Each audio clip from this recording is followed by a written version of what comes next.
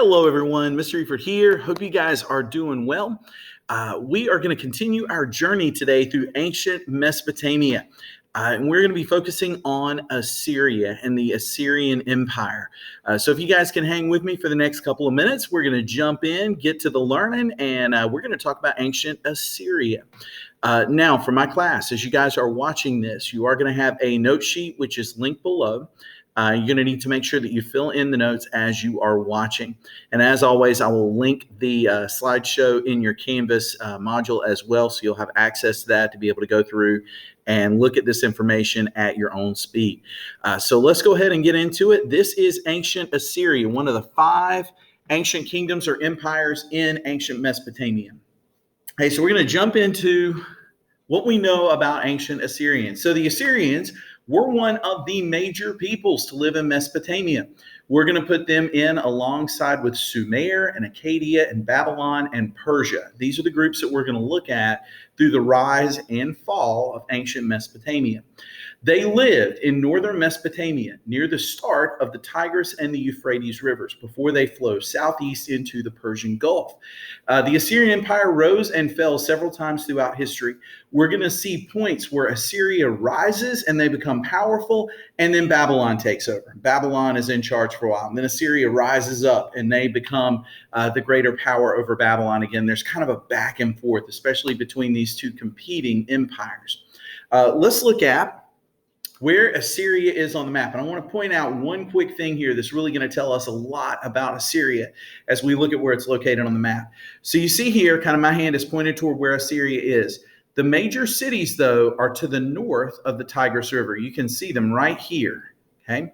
Now, why that is important is because the Tigris River does not protect the Assyrian cities from invasion, okay? They're very prone to enemies coming in, infiltrating, and attacking these cities. So for the Assyrians, that meant that they had to be warriors. They had to train themselves on how to defend their cities and how to fight.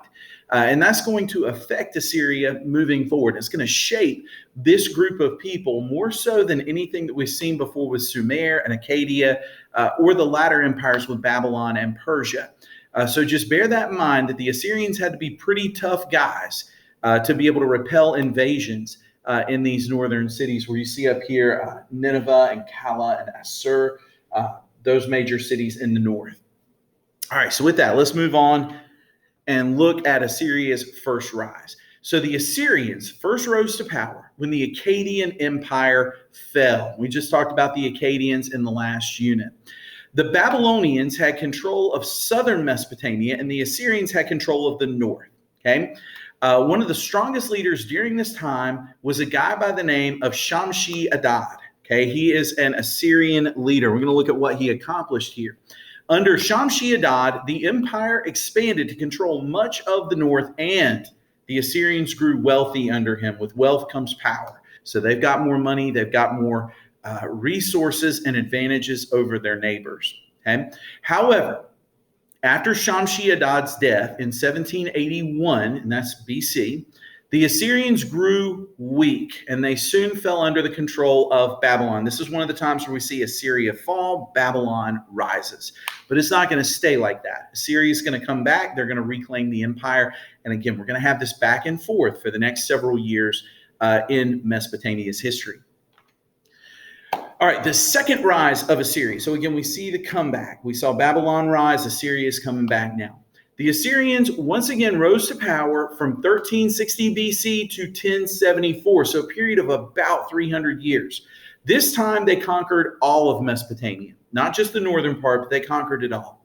They expanded their empire to include much of the Middle East, which included Egypt, Babylon, Israel, and the Cyprus area. They reached their peak under the rule of a king by the name of Tiglath-Pileser I. You guys are going to get to hear me say some hard names here as we go through Assyria. And hopefully I won't butcher those as we go through the notes today.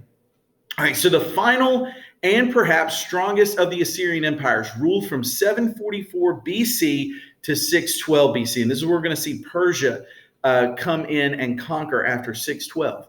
But during this time, Assyria had a string of powerful and capable rulers. In other words, they were smart, they were intelligent, they were also powerful leaders that could get the job done. And those leaders included Tiglath-Pileser III, Sargon II. We talked about Sargon the Great earlier. This is Sargon II, Sennacherib, and Ashurbanipal. And we're going to talk about Ashurbanipal a little bit later. His name's a little tough to pronounce, but he was one of the strongest kings in ancient Assyria. All right, these leaders built their empire into one of the most powerful empires in the world. They conquered most of the Middle East and Egypt. Once again, it was the Babylonians in the end who brought down the Assyrian Empire in the year 612 BC. The Assyrians were perhaps most famous for their fearsome army. This is what they were known for. Remember, we talked about earlier how the Assyrians had to be tough warriors. They had to be strong fighters in order to defend those northern cities that were so easy to invade from their enemies. That defines them. They become this fearsome army that everyone was scared of. When the Assyrians were coming, they knew that they were in for a tough fight. They were a warrior society, so the ability to fight was prized over most other abilities as far as workmanship or trade. Being a warrior was considered the most important thing. Okay? This was a society where fighting was a part of life. It's just what the expectation was. It was how they survived. They were known throughout the land as cruel and ruthless warriors. They took no prisoners. They went in, they fought hard. Here we go. All right, two things made the Assyrians the greatest warriors in this time period. And that was the use of chariots. Okay, this is a new technology coming in around 1700 BC. The chariot is a horse-drawn vehicle with two wheels. Okay, fighting from the back of a chariot gave a warrior a number of advantages. One, you're moving faster and more agilely than the other combatants on the field. So you're able to move more quickly. You have free hands to be able to swing a sword or to shoot a bow and arrow. Those things can easily be done from a chariot and be done by a capable warrior to great effect. You could annihilate a lot of people from the back of a chariot. The other thing that the Assyrians had were iron weapons. And this doesn't sound like much, but iron is a new metal that people are just now at this point in history figuring out how to shape and how to forge it into tools and weapons. Hey, the other people in this time period, other than Assyria, are using weapons that are made out of copper and tin. Okay. And when we talk about metals, you have to talk about malleability. Okay. And if a metal is malleable, that means that it's easily bent into a shape or a form. And copper and tin are both very easily bent. Sometimes you can take a piece of copper or tin. If it's thin enough, you can just easily bend it by hand. It's not a very strong metal. Iron, on the other hand, is very rigid, and it has a great level of strength. You're not going to be able to bend that iron by hand. And if I have an iron sword and I'm swinging it as hard as I can, and my enemy has a shield that's made out of copper, that sword is going to cut right into that shield. It's not even going to stop it. At least for the most part, that iron weapon has a tremendous advantage over any other metal during the time. And so these other armies are coming against the Assyrians are at a major disadvantage because their weapons are not made out of the best metal. Okay.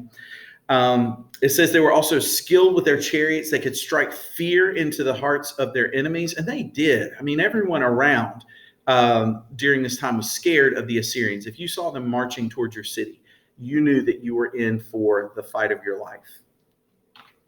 All right, guys, let's talk about the library at Nineveh. This is one of the really cool things that the Assyrians did. In addition to being warriors, the Assyrians were also scholars. They also valued knowledge, and those two things don't really seem to go hand in hand, but the Assyrians did value preserving literature and preserving knowledge. And so we see a library that's built at the city of Nineveh.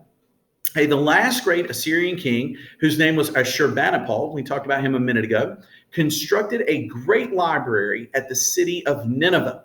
He collected clay tablets from all over Mesopotamia and from different time periods as well, from Sumer, from Acadia, and from his own empire in Assyria. He collected all these things together.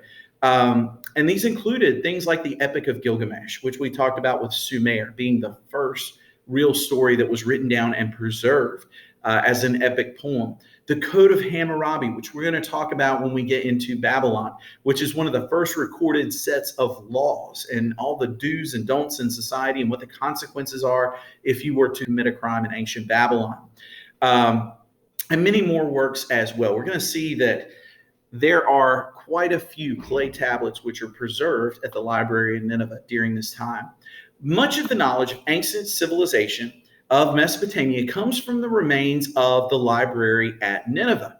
According to the British Museum in London, this is incredible, they've collected over 30,000 clay tablets. They've recovered them. These tablets make up around 10,000 different texts from the time, which meant that the people of ancient Sumer and Acadia and even Assyria were pretty prolific writers. We have a lot of written records from that time period. These things, by the way, are called primary sources. And we're going to talk about the differences between primary and secondary sources as we move through our curriculum this year. But primary sources are vitally important for historians because they were records that were written at the time when events were actually taking place. And so if we go back and read those records of what happened from the clay tablets in the library at Nineveh, then you're seeing events as they were described while they were taking place in history, which is a very valuable piece of knowledge when you are studying those time periods, much more so than a guy like me who just knows information about it, who's telling you about what took place. Being able to actually go back and read the original documents is of great value for any historian. All right, here we go. Interesting facts about the Assyrians. The great cities of the Assyrian Empire included the city of Ashur, which is also the name of the major god in the religion of the Assyrians. The city of Nimrod, of Nineveh. Ashur was the capital and also the main god. And again, we just talked about that. Tiglath-Pileser III. Those names are really hard to pronounce, by the way. Built roads throughout the Assyrian Empire to enable his armies and his messengers to travel quickly from one place to another. And even though we didn't mention this when we talked about weapons like the chariots and the iron weapons, having good roads was also a major advantage that the Assyrians had whenever they went to battle. They could easily get their troops from one place to another. All right, here we go. The Assyrians were experts at siege warfare. Okay. Now, if you've not heard of this before, siege warfare is where you take your army and you surround a city or an area, and you don't let people or goods in or out of that area. And it's a waiting game after that. Once you've surrounded the city, you're not letting food in. The people have to make a decision. They're either going to have to surrender their city, they're going to have to come out and fight you, which nobody wanted to do with the Assyrians because they were bigger and stronger than anyone else, or you're eventually going to run out of food and you're going to starve to death. And at that point, after waiting a couple of weeks, usually for the food supply to run out, sometimes the water supply is going to be cut off or diverted, the people are going to have to make that choice. Am I going to go out and fight against these Assyrian warriors, or am I just going to have to give up my city and surrender at this point in time? The Assyrians were masters at siege warfare. They even developed things like the battering ram to be able to knock down walls and gates to be able to get into the city and attack. So siege warfare was their primary way to attack and destroy an enemy city. Okay. They had other tactics as well as diverting water supplies in order to take a city. If your city doesn't have water, you're not going to be able to stay there for more than a few days. You're going to run out of water, and water is one of those absolute necessities that you have to be able to live. Their cities, the Assyrian cities, were strong. They were impressive. They had huge walls. Just because they knew that they could lay siege to another city and defeat it, they didn't want that happening to them. So they built their cities to try to protect against other invaders and other people who might come and try to lay siege to their city. They had huge walls built to withstand a siege, many canals and aqueducts. Aqueducts are really cool man-made structures that carry water from the river into the city, and it can carry out over a range of elevations, whether the surrounding countryside is hilly or flat. An aqueduct is going to carry that water into your city and provide that. So they build those things. They have canals, they have aqueducts, they have extravagant palaces for their kings. So these guys are expert builders as well as warriors. All right, here's an illustration of an Assyrian battering ram. You guys will probably be able to see this a little bit better on your own note sheet as you go, but you can see the battering ram arm is right here, and they would use this to crash into walls or gates and knock those things down so that the invading army, the Assyrians, could get in, could fight, and take control of the city. All right, here's an illustration of an aqueduct, and you guys can see this. It looks like a bridge, but this bridge is carrying water from a river and is carrying it into one of the Assyrian cities. We're going to see other civilizations like the Romans also use aqueducts to bring fresh water into the cities so that people could have that water for both drinking water as well as for planting crops. This was a good way to irrigate your fields and bring water into the city that way. All right, so some examples of Assyrian culture. This is a bust or a statue basically from the neck up of one of the Assyrian queens. I'm going to move through these relatively quickly. We have some pictures here. These are pictures taken from the queen's tomb. And I don't know exactly which queen this is, but you can see here some of the jewelry that she had and some of the keepsakes that were put into the tomb with this queen. Here's a necklace probably made out of copper or bronze. You've got another piece of jewelry here, an ornate pitcher that would have been used to pour water, pour some liquid with. And then you've got some things up here that are just, again, pieces of jewelry or just nice things that a person would want to keep around. These were buried with this particular Assyrian queen, again, showing workmanship and, that you've got people who aren't just farmers. You've got people now who are metal workers and who are making things like this jewelry and this pottery here. All right, here we go. All right, this is an interesting depiction here of what's called a lion hunt. And this is something that we know happened in Assyria, and particularly with King Ashurbanipal. And if you look here at the picture, you see a series of events. First off, you see the people gathering around here in this first picture to watch the lion hunt. Then you see Ashurbanipal, the king, is riding on his horse with a bow and arrow, and he's shooting at the lion. He's hunting the lion. The next image that you see is a carving in the stone of the lioness. That's the female lion who's pierced with 3 arrows. And it's obvious that the lion is dying in this picture. And then the last picture is going to show Ashurbanipal, the hunter, is doing something here to show his strength and his ability in the hunt. The wounded and dying lion is reared up on its hind legs, fighting against the king. And so the king is grappling with or fighting barehanded with the lion that he's injured. Now, the lion is dying. It doesn't have much strength left. But this would be a moment where the king is showing his people, hey, look, I'm a tough guy. I can fight a lion with my bare hands, so don't mess with me. Again, showing that warrior mentality, the idea that, hey, I can go into a fight, I can win. You don't want to face against me because I'm tougher than you are. Okay? Here we go, guys. Assyria dominated the entire Near East and Egypt. So the eastern part of the Fertile Crescent, all the way over to Egypt, is going to be completely dominated by the Assyrians while they are in control. They did have, this is really cool, the next bullet point here is talking about a word that we'll use in social studies called dynasty. And that basically means that Assyrian kings would pass the leadership on to their sons, and they kept it within their family. So within that family bloodline, the king passes it on to his son. That son would pass the leadership and the crown on to his son, and so on down the line. If I'm the leader, then, a long time down the road, my great-great-great-grandson is still going to be the leader of Assyria. So they created these dynasties where leadership is passed along through the bloodline. Succession, though, was marred, and that means that things didn't actually work out quite so well with passing leadership from one to the next by competition within the ruling family. And that just means that, when I'm ready to pass the crown on to my son, there might be a brother involved who says, I deserve to be king more than you. And there might even be some infighting in my family over who gets to be the next leader in Assyria.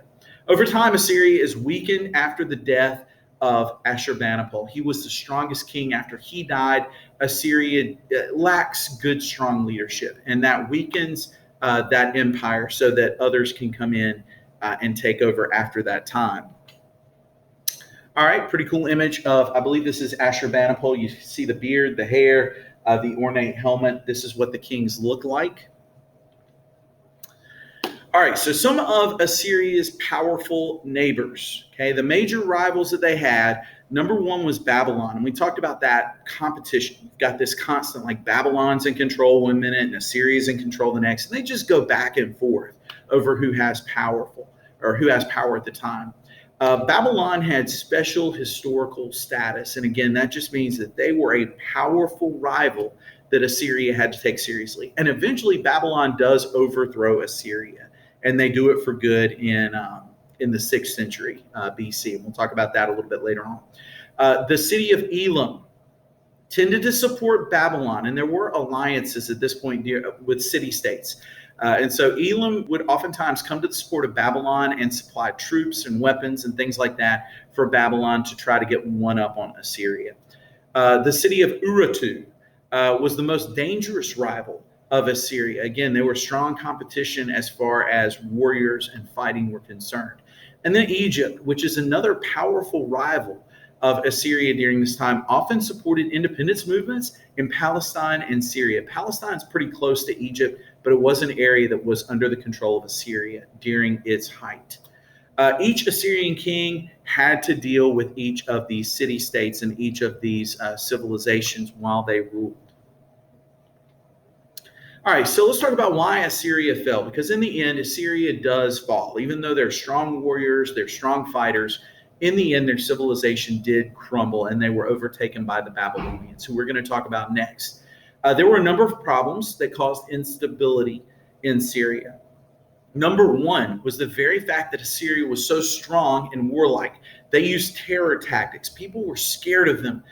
They knew what kinds of horrible things that the Assyrians could do. And as a result of that, people would rebel. There were a lot of groups that really resented Assyrian rule. And so rebellions would arise, and it caused all sorts of problems within Assyria. There were major cities in the heartland of the Assyrian Empire that relied almost entirely on external supplies. They had to get things from the outside. Food and water had to come from the outside. And so if you cut off those supplies, the cities would crumble.